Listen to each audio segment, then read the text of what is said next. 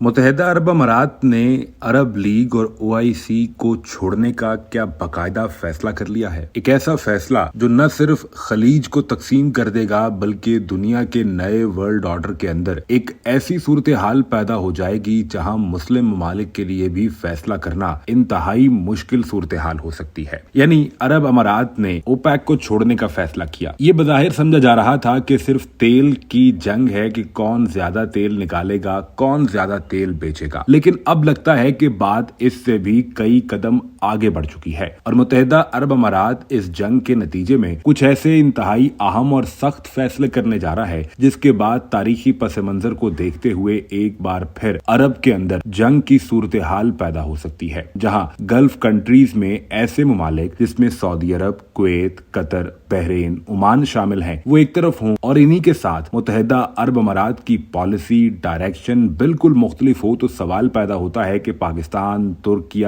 Egypt, Indonesia, Malaysia اور دیگر مسلمان ممالک کے پاس کیا آپشن ہوگی؟ OIC کا مستقبل کیا ہوگا اور کیا عرب لیگ اب ختم ہونے جا رہی ہے؟ یہ بنیادی سوال اس وقت سامنے آیا جب ایک انتہائی اہم خبر عرب امارات سے سامنے آئی ہے۔ دانیل حقیقت لکھتے ہیں کہ UAE نے شاید اب یہ فیصلہ کر لیا ہے کہ وہ عرب لیگ کو چھوڑ دے گا، اور صرف عرب لیگ کو نہیں چھوڑے گا بلکہ OIC کو چھوڑنے کا بھی فیصلہ کیا جا سکتا ہے۔ اس کا نتیجہ یہ ہوگا کہ متحدہ عرب امارات اپنی ایک نئی شناخت بنانے جا رہا ہے۔ عرب امارات کے اندر بھی اس وقت شدید قسم کی بحث موجود ہے۔ ایک طرف حکومتی لوگ ہیں، دوسری جانب عرب امارات کے اندر وہ علماء موجود ہیں جو ہمیشہ UAE کی پالیسیز کو ڈیفینڈ کرتے رہے ہیں۔ خاص طور پر عثمانیوں کے اوپر اس وقت یہ الزام عرب امارات اور عربوں کی جانب سے لگتا رہا ہے کہ انہوں نے غیر مسلم لوگوں کو اپنی مذہبی عبادت گاہیں بنانے دیں، انہوں نے غیر مسلموں کے ساتھ مل کر مسلمانوں کے خلاف جنگیں لڑیں اور اس طرح کے دیگر الزامات جو لگتے رہے، اب یہی سب کچھ عرب امارات کے اندر بھی ہو رہا ہے۔ اس تمام تر چپکلش کی صورت میں ایک ایسی تقسیم سامنے آئے گی جسے مغربی دنیا استعمال کرنے کی کوشش کرے گی، یعنی ایک بار پھر مسلمانوں کو مسلمانوں سے ہی لڑانے کی ایسی کوشش شروع کر دی جائے گی جس کے نتیجے میں نقصان بھی صرف مسلمانوں ہی کا ہوگا۔ ایسے فیصلے کرنے سے پہلے تاریخی پس منظر کو سامنے رکھنا انتہائی لازمی اور ضروری ہے۔